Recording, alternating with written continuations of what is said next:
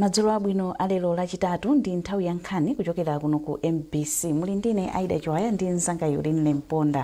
Koma poyamba nayi mitu yake.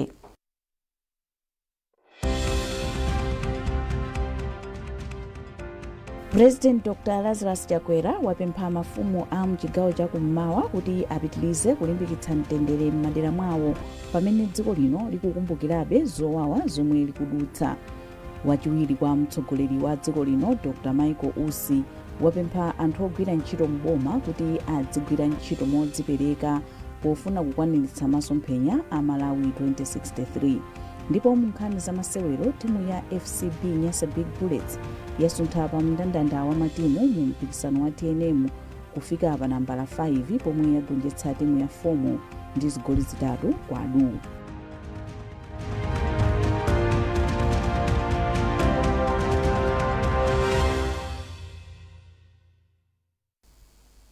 Takulandirani mu nkhani zathu. President wa dziko lino Dr. Lazarus Chakwera wapempha mafumu a mchigawo cha kummawa kuti apitilize kulimbikitsa mtendere m'madera mwawo pamene dziko lino likukumbukirabe zowawa zomwe ladutsamo mwezi wangothawu. President Chakwera amayankhula ku nyumba ya chifumu ya Chikokobe ku Mangochi komwe mafumu motsogozedwa ndi Paramount Kawenga ya Ayawo anapita kukapepesa pa ngozi ya ndege yomwe inachitika mdziko muno mwezi watha. Devuma ali ndi ripoti. Mafumu ochokera mchigawo cha kummawa anapita ku nyumba ya chifumu ya Chikokobe ku Mangochi kukapepesa kwa President wa dziko lino Dr. Lazarus Chakwera pa ngozi ya ndege yomwe inachitika mdziko muno mwezi watha, komanso imfa ya mlangizi wa President pa nkhani za chinyamata Lucius Banda. Motsogozedwa ndi mfumu yaikulu ya Ayawo Paramount Kawenga, mafumuwa alimbikitsa President Chakwera kuti asataye mtima koma alimbikire kugwira ntchito zopititsa patsogolo dziko lino. Ndipo mmawu ake President Chakwera anapempha mafumuwo kuti alimbikitse mtendere m'madera mwawo poti Malawi ndi mmodzi. Munalankhula Paramount kuti Mulungu atitonthoze tonse. Sikutonthozeka kwa munthu mmodzi koma tonse titonthozeke.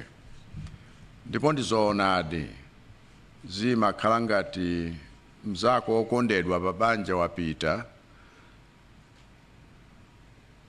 kwa mfanana ndi kuti wakudula mwendo. Maganizo tsiku lina zikavuta kukufikira ndithu kuti ukande koma nkuona kuti mwendo uja palibe, koma maganizo omwe zimabweramo. Chifukwa chakenso ndi zonse zimene tikumana nazo maganizo khoza kuti kodi mzanga uja ali pati, koma nkuona kuti palibe.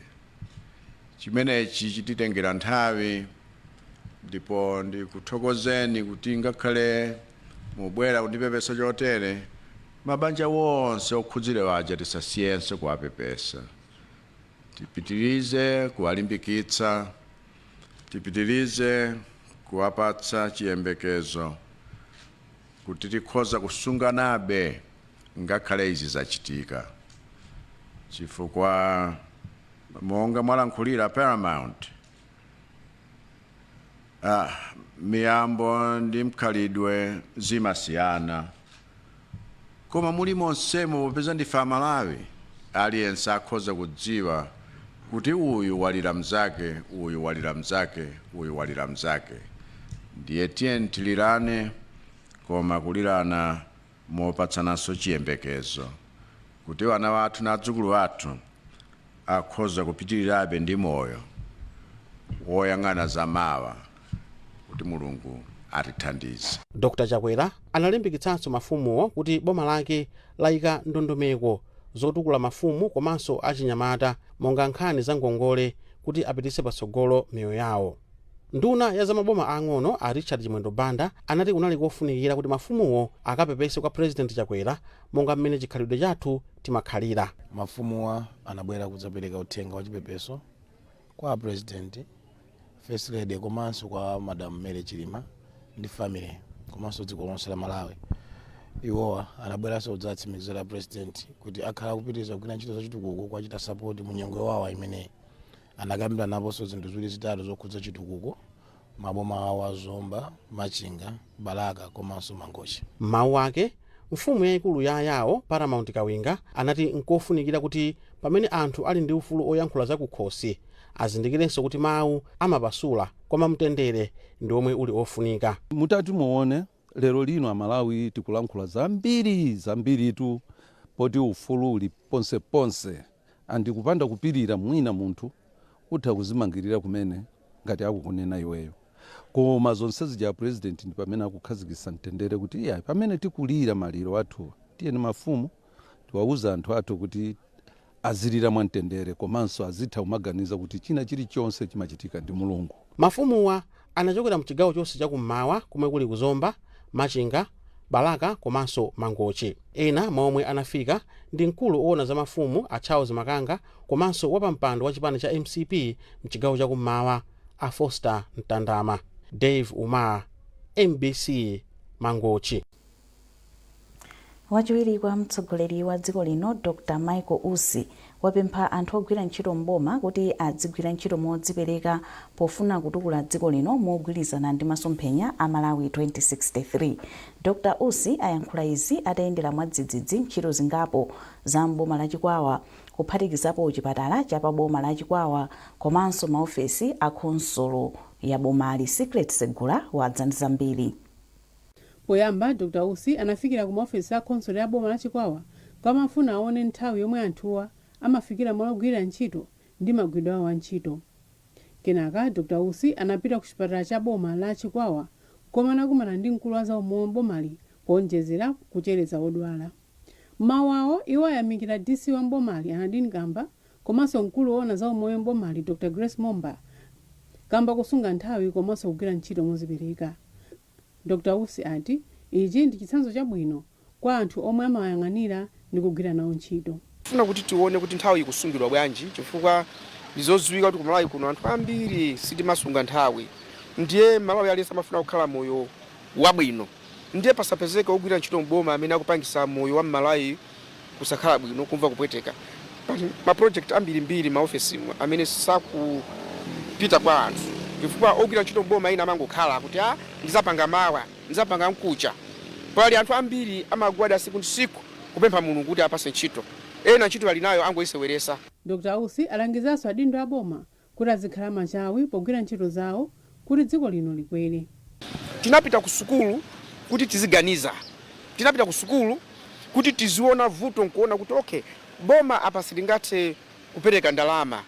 Tilembe ma proposal, tipeze wina kuti atipase ndalama. Si utama kuti boma lalephera ngukhala pansi. Unapita ku sukulu, Mulungu anakupasa ntchito, think. Ndi ndani wina amene mungampeze.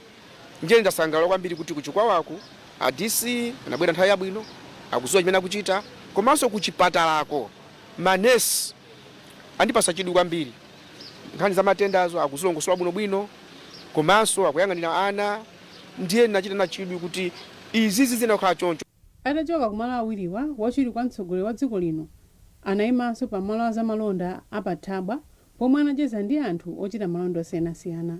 Dr. Usi ali mchigawo chakumwera kuzagwira ntchito zina za boma. Secret Segula, MBC News, Chikwawa. Ofesi ya zaumoyo ku Blantyre yati anthu mu mzindawu asachite mantha ndi kuchuluka kwa matenda okhosomola komanso chifine chomwe anthuwo akuganiza kuti ndi zizindikiro za matenda a COVID-19.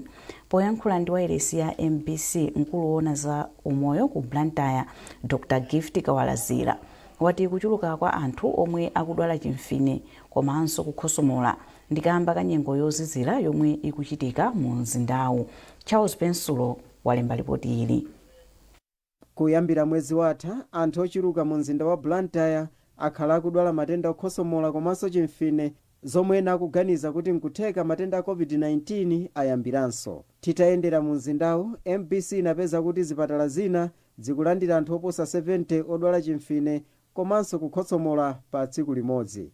Ndipo mkulu wa zaumoyo mu mzinda wa Blantyre Dr. Gift Kawalazira anasimikiza za nkhani ndipo wati nthawi zambiri nyengo yozizira imachitisa anthu kukhosomola komanso kudwala chimfine. Choyamba ndifotokoze kuti sizodabwitsa kwenikweni kuti mu nthawi ino nyengo yozizira anthu ambiri adwale matenda a chimfine kapena chifuwa. mmene zimakhalira chifukwa kuzizira kukabwera chonchi anthu nthawi zambiri amakhala mwampanipani komanso kusasegula mawindo ndipo kumakhala kosavuta anthu apatsirane matenda ngati amenewa achimfine kapena chifuwa. Komabe Dr. Kawalazira auza anthu mu mzindawu kuti azipita ku chipatala akayamba kuona zizindikirozi monga kukhosomola komanso kudwala chimfine. Kwabwera ndi chimfine ndi chifuwa ndi zizindikiro zina za COVID-19 tikawayeza tiona zabwino anthu awiri kuti apezeka ndi matendawa pa Live Health Center. Ndiye nkuthekadi kuti enawa chimfine chimene akudwalachi chifukwa chimene akudwalachi ikhozokhala COVID-19 koma palibe amene wadwala zakayakaya ofuna mpaka nakumpanga admit chifukwa cha zimfine zimenezi kapena zifuwa zimenezi. Imene tingapemphe nchongoti kwanza athu ena amene mpaka na lero pana ndire nawo katemera COVID-19 uja kofunikira ndithu abwere ku zipatala zathu athandize ndi katemera amene kuti athe kukhala otetezeka. Chimfine, kukhotsomola komanso kumva kupweteka kwa mutu ndi zina mwa zizindikiro za matenda COVID-19. Zizindikirozi ndi zomwe anthu ambiri akumva zomwe zikudzetsa mantha pakati pawo kuti mwina matenda a COVID-19 ayambiranso. Charles Pensulo, MBC News, Blantyre. Mkulu woyendetsa ntchito za bungwe la Shaping Our Future Foundation SOFU Aloma Ntema ati bungwe lawo lipitiriza kuchita zakupsa posintha miyoyo ya amayi ndi atsikana mdziko muno. Antema amayankhula izi mdera la Senior Chief Chitukula ku Area 25 ku Lilongwe komwe bungwe lawo lapereka makina wosokera komanso opangira makala ochokera ku Zinyalala ku gulu la amayi la Chisomo Women Group. Maiso Chikhadzula wadzandiza mbiri mu ripoti ili. Bungwe la Shaping Our Future Foundation ndi bungwe lomwe adayambitsa mayi wa dziko lino Madam Monica Chakwera. Malinga ndi mmodzi mwa akuluakulu a bungweli Aloma Ntema, ndi cholinga cha mayi wa dziko lino Madam Monica Chakwera kuti amayi akhale ndi kuthekera kudzera m'magawo osiyanasiyana ncholinga chodatsanza mokwanira pa chitukuko cha dziko lino. Antema ati nzosangalatsa kuona kuti amayi tsopano akukwanitsa kuthandiza nawo komanso kuteteza chilengedwe. Iwo anati kudzera ku projekti iyi akukwanitsa kuthandiza magulu amayi okwana 4 ndi ndalama padera yomwe achita zitukuko zosiyanasiyana. Pamenepa Antema ayamika gulu la amayi la Chisomo Women lochokera ku Area 5 kwa mfumu yaikulu Chitukula boma la Lilongwe kamba kochita zazikulu poteteza chilengedwe komanso kulimbikitsa ukhondo pakati pa atsikana omwe akupita ku sukulu. Kulimbikitsa amayi kuti alimbikitse nawo kuphunzira sukulu. Ndiye pambali pa sukulu tikulimbikitsanso amayi kuti azipanga mabizinesi ang'onoang'ono kuti akhoza mathandizanso ana awo. Ndiye lero tili kuno kwa Chitukula komanso tipitanso kwa Chiseka kupereka mashini woti azisokera masanitary pads komanso ma uniform kupereka kwa ana osowa. Koma azimayi awo waso azipanga business monga amene taonera kuno kuti kuli mashini opangira makala kuchokera mu Zinyalala. Ndiye mashini amene wathandizanso kuti asaononge kwambiri chilengedwe. Wapampando wa gulu la Chisomo Women Group Ayazimene Chonde ayamika bungwe la Shaping Our Future Foundation kamba kothandiza amayi pokweza miyoyo yawo mdziko muno kuti azikhalanso odzidalira. Achonde mwa zina ayamika mayi wa dziko lino Madam Monica Chakwera kamba kuyika patsogolo amayi kuti azikhalanso odzidalira. Chitukuko chimenechi ifeyo chitithandiza kwambiri pa mabanja yathu monga chitukuko chosokera ndeti tikutha kumathandiza atsikana amene analibe kuthekera koma pita nthawi yonse ku sukulu pamwezi amajombapo ndiponso tikuthandizanso osowa ma uniform ana amene sakutha kupita ku sukulu chifukwa cha uniform. Chitukuko chimenechi chitithandiza kuwafikira ana otero. Mmodzi mwa akuluakulu ku Lilongwe District Council Blessings Makilinga apempha amayiwa kuti apitirize kugwira ntchito limodzi ncholinga chotatha kusintha miyoyo yawo. Lilongwe District Council tinazilandira kwambiri ndipo project iyi ikukhuza madera osiyanasiyana makamaka maona nkhani zokhuza maphunziro ana pasakhale kusiyana pakati pa amuna ndi akazi imene timati gender komanso pali nkhani zokhuza kubweretsa chuma mabanja amene azimayi wakukhala. Komanso mukaonetsetsa bwinobwino anawaphunzitsa sanangoapatsa zipangizo zimene zabwera tapereka leroli koma anawaphunzitsa amene angagwiritse ntchito. Ncholinga kuti iwo asofa atakhala kuti anyamuka apita ifenso ngati aboma tikwanitse kuwathandizira kuti chitukuko chipite patsogolo chisangothera bomba. Bungwe la Shaping Our Future Foundation lukhazikitsa ntchito yomwe ikwanitsa kuti amayi ndi abambo asamasiyane pa ntchito zawo, ndipo adayikhazikitsa mwezi wa Septemba mchaka 2023 m'boma la Dowa, ndipo akuyigwiranso m'boma la Lilongwe mcholinga chofuna kuthetsa nkhanza pakati pa amayi ndi ana ndi thandizo lochokera ku bungwe la amayi omwe ndi akazi atsogoleri mayiko osiyanasiyana amuno mu Africa la Organization of African First Ladies for Development OFLAD. Mayeso Chikhadzula, MBC Lilongwe.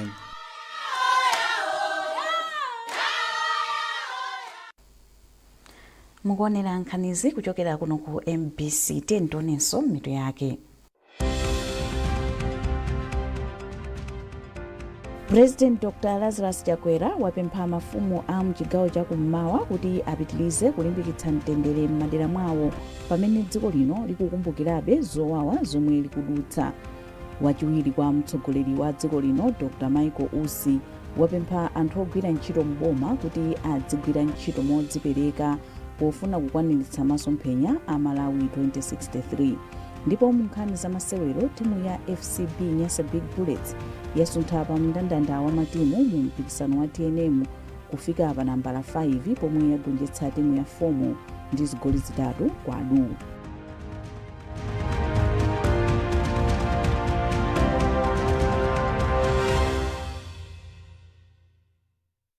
Wow, your roof timber trusses look amazing. What's your secret? I only use the best anti-termite products on my timber. I trust Sheldrite Anti-Termite to keep them looking pristine.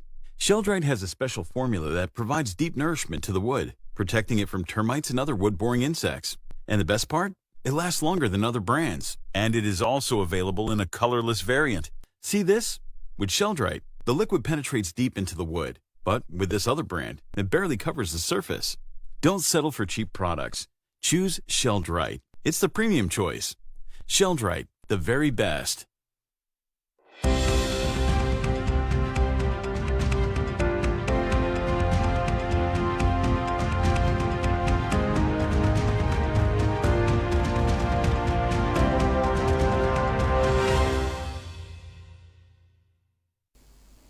takulandiranenso mu nkhani zathu. Khoti la Magistrate ku Lilongwe lipitiliza kumva mlandu wa a Prophet Bushiri ndi akazi awo lachinayi pa 18 Julayi chaka chino. Mbali yoyimira a Bushiri pa mlanduwu ikuyembekezereka kupitiliza kufunsa mafunso mboni ya boma asibongere mzinyati a mdziko la South Africa. Zambiri mulipotiri la Lonjezo Msodoka. Mlandu omwe bambo ndi mayi Bushiri akuwazenga unabweranso ku khoti lachitatu pomwe oyimirira Bushiri pa mlanduwu awopona Kita anapitiriza kufunsa mafunso mboni ya boma pa mlanduwu asibongere mzinyati omwe ndi ya mdziko la South Africa. Akita anauza mboniyi kuti ionetse zikalata 8 za umboni woonetsa kuti a Bushiri anawamanga maka pa nkhani yowaganizira kuti anagwiririra, koma mboniyi inaonetsa zikalata zitatu zokha. Kufikira apa Akita anauza mboniyi kuti iwerenge mokweza zikalata zina, koma malinga ndi Akita zikalatazi zikuonetsa kuti nkhani zomwe a Bushiri akuwaganizira kuti anagwiririra zinali zopeka chabe. Lero timakamba nkhani ya kugwiririra imanga mnamvera muja pali pempho loti abwerere ku South Africa chifukwa choti anagwiririra azimayi okwana 8. Ndi lero timaonesa kuti umboni umenewo palibe chifukwa mwazimayi amene akuti anapanga pa complaints yo paliso ma statement osenza kuti anakachosa ma statement awo kuti sanagwiriridwe, anaumilizidwa ndi apolisi kuti alembe ma statement amenewo. Ndiye maifusa mboni kuti ndi mmene pali umboni wa ma withdraw statements kuti ndi mlandu mkhoza wapanga extradite okhakana kuti ngati pali zimene zizi ndi kuti palibe chifukwa choti tapangira extradite pokhuzana ndi mlandu wogwirira azimayi. Pa mlandu uliwonse amene mufuna tapangira extradite pena kukhala warrant of arrest. Ndiye tinamufunsa witness kuti atonese ma warrant of arrest amene alipo angoonesa atatu. Pamene mu extradition docket mwawo muli ma complainants 8. Ndisitiuza kuti kodi warrant of arrest imene ndi yautiyo. Ndipo oyimira boma pa mlanduwu adziko ndi anthu malunda wati zikalata zina zinachotsedwa pa mlanduwu ndipo izi zinachitikira ku dziko la South Africa. Iwo ati ngakhale kuti zikalatazi zagwiritsidwa ntchito mdziko muno pa mlanduwu zomwe akuti sizimayenera kutero, iwo apitirizabe mlanduwu. Maganizo athu ndi kuti nkhani zimenezo sizikutikhuza kwenikweni pa stage imene tili. Nkhani zimenezo zokuti mina ena anasintha zokamba ndi nkhani zimene zingakambidwe ku bwalo limene lingazenge nkhani iyi mu dziko la South Africa. Abushiri atakhala kuti bwalo la kuno ku Malawi lagamula kuti akayankhe milandu imeneyi mu dziko la South Africa. Kufikira apa mlanduwu ubwereranso ku bwalo la milandu lachinayi. Malinga ndi akita akuyembekezeleka kumaliza kufunsa mafunso asibongile mzinyathi tsiku lomwelo kuti apereke mpata ku mbali ya boma kuti nawo adzafunse mafunso. Ndipo mbali ya boma yati tsiku limodzi lidzakhala lokwanira kuti iwo adzafunse mafunso mboni ya ku South Africa iyi. Lonjezo Nsodoka, MBC, Lilongwe. Boma lati kutsekulira kwa malo ogwirira mu ntchito pa chipata cholowa ndi kutuluka m'boma la Mwanza kukweza chuma cha dziko lino komanso ntchito za malonda pakati pa anthu a maiko a Malawi ndi Mozambique. Nduna ya zamalonda a Sosten Gwengwe amalankhula ku Mwanza pomwe amatsekulira malowo. Malinga ndi Agwengwe, kutsekulira kwa chipatachi kuthandiza kuti anthu a maiko awiriwa azilumikizana mosavuta pomwe akufuna kupangitsa zikalata zowavomereza kulowa ndi katundu yemwe akubweretsa mdziko muno kuchokera kunja komanso yemwe akupita naye ku maiko akunja. Iwo akufotokoza. So ife ndi unduna oonetsetsa kuti ochita malonda sakumatenga nthawi yambiri pa boda, iwo azitenga nthawi yambiri kogulisa malonda awo osati pa boda yayi. Nchifukwa chake tikuyesera njira zosiyanasiyana kuti katundu komanso anthu asamachedwe pa boda, ndipo imodzi mwa njira zimene boma latsata ndi ma one stop border post kuti munthu akayima saidi ya Malawi asaimeso saidi ya Mozambique. Ngati wayima saidi ya Mozambique asaimeso saidi ya Malawi. Chimodzimodzi zimene tinapangira ku Zambia, ku Nchinji, komanso mmene apangira pa Dedza, komanso ndi mmene tikufuna kupangira ku Songwe komanso ku Muloza. Izi zathandiza ochita malonda kuti asamachedwe akamalowetsa kapena kutulutsa katundu wawo m'maboda athu. Koma ifeyo ngati facilitator ku ministry yathu ya zamalonda mafactory tubweretsanso ndondomeko ina yenyowani imene timayitchula muchizungu kuti national single window, imene onse ochita malonda kaya kutulutsa katundu kunja kaya kulowetsa katundu mdziko muno angathe kupita pa kompyuta nkulowetsa ma documents onse nkupanga malipiro onse ofunikira kuti akabwera pa boda azingoonetsa mapepala awo nkuchita clear katundu wawo osati mwinaso mmene zikukhalira pano. Zonsezo kufuna kuti pa boda pasamakhale congestion, ochita malonda asamakhalitse pa boda azikakhalitsa kumisika kumene iwo amapangira kondrama. Wachiwiri kwa mkulu oyendetsa bungwe la Malawi Revenue Authority a Henry Ngutwa ati kutsekulirako kuchepetsa nthawi yomwe anthu amaononga popangitsa zikalata za malonda akafika ndi katundu pa chipatachi, chifukwa ogwira ntchito ku nthambi zosiyanasiyana tsopano adzikhala malo amodzi. Zithandiza ntchito zathu kuti mabungwe amenewa, mabungwe 5 amene anatsala kuti ndi mabungwe amene aziyimira ntchito za boma pa boda, ayambe kugwira ntchito mogwirizana komanso mwachangu, komanso kuti ngati pali zitopotopo zina zimene zimachedwetsa kagwiridwe ka ntchito zimenezozo zikhala kuti tizikonza limodzi nkupezanso ma solution limodzi kuti ntchito ziyambe kuyenda bwino. Boma lalimbikitsa ofalitsa nkhani m'mabungwe komanso aneneri a makampani kuti akhale patsogolo kuthandiza boma kuti likwaniritse ndondomeko zokweza ulimi, zokopa alendo komanso ntchito za migodi kuti zithandize kukweza chuma cha dziko lino. Nduna ya zokopa alendo Avera Kantukule ati Amalawi akuyenera kuchepetsa kufalitsa nkhani zonyazitsa dziko lawo, m'malo mwake azikamba zabwino zomwe zingakope anthu kudzaona malo osiyanasiyana mdziko muno.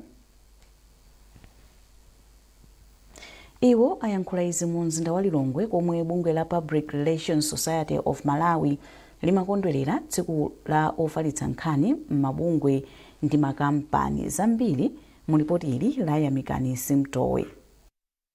Mwambo wokondwerera anthu omwe amayankhulira mabungwe osiyanasiyana umachitika pa 16 Julayi chaka ndi chaka, ndipo aka ndikoyamba kuti mwambo monga umenewu uchitike mdziko muno. bungwe la aneneri amabungwe la Public Relations Society of Malawi ndi lomwe linakonza mwambowu mu mzinda wa Lilongwe. Mawu ake nduna ya zokopa alendo Avera Kantukule yati anthu achepetse mchitidwe wofalitsa nkhani zonyazitsa dziko lino, m'malo mwake azifalitsa nkhani zomwe zikhoza kukopa alendo kuti adzibwera kudzaona malo osiyanasiyana m'dziko muno. Mukuyeneka kudziwa zonena kuti tikapanda kukamba nkhani zabwino za dziko lathu sitikuonongatu dziko lokhalo, tikuononga chuma cha dziko, tikuononga malonda a dziko, tikuononganso mmene anthu tingapangire maubale ife ndi mayiko ena.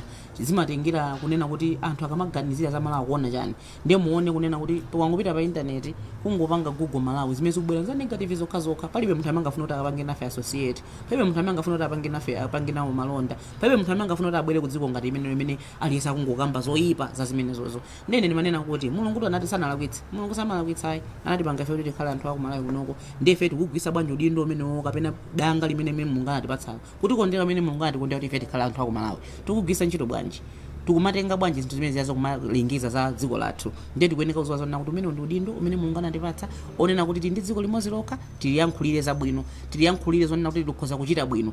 Mtsogoleri wa bungwe la Public Relations Society of Malawi ndi a Benson Linje. Tasangala kuti a minister okopa alendo anabwera anatilankhula kunena kuti tikamagwira ntchito zathu tisayiwale Malawi, ndipo ndizoona ndithu tigwirizane nawo kuti anthu ofalitsa nkhani pamene patikumbutsa kuti boma pakali pano akamba za ATM strategy Malawi 2063 ndifeyo anthu ofalitsa nkhani amene tingazitenge zimenezi nkupita nazo ku mabungwe osiyanasiyana kuti kodi Malawi Bill of Standards, kodi Castelo, kodi kuti tipanga bwanji kuti tikwaniritse mfundo zimene Malawi kunena zimene ndi kupititsa ntchito za ATM strategy kapena Malawi 2063. Bungwe la Public Relations Society of Malawi linakondwerera tsikuli pansi pa mutu wakuti kufunika kwa aneneri pakayendetsedwe kabwino kamabungwe. Yamikani Simtowe, MBC Lilongwe. Munkhani za masewero. Timu ya FCB Nyasa Big Bullets yasuntha pa mndandanda wa matimu mu mpikisano wa TNM kufika pa nambala 5 pomwe yagonjetsa timu ya Fomo ndi zigoli zitatu kwa adu pa bwalo la Kamuzu. Timuyi tsopano yafika pa nambala yachisanu.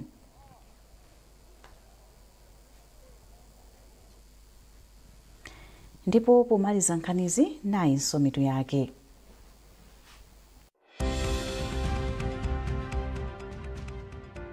President Dr. Lazarus Chakwera wapempha mafumu a mchigawo cha kummawa kuti apitilize kulimbikitsa mtendere m'madera mwawo pamene dziko lino likukumbukirabe zowawa zomwe likudutsa. Wachiwiri kwa mtsogoleri wa dziko lino Dr. Michael Usi wapempha anthu ogwira ntchito mboma kuti adzigwira ntchito modzipereka pofuna kukwaniritsa masomphenya a Malawi 2063. Ndipo mu nkhani za masewero timu ya FCB Nyasa Big Bullets yasuntha pa mndandanda wa matimu mu mpikisano wa TNM kufika pa nambala 5 pomwe yagonjetsa timu ya Fomo ndi zigoli zitatu kwa adu.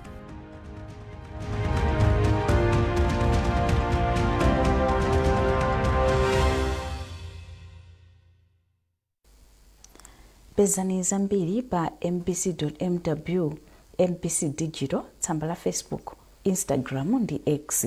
Mnali ndine Aida Chiwaya ndi nzanga Yolini Lemponda, mwakoma nonse.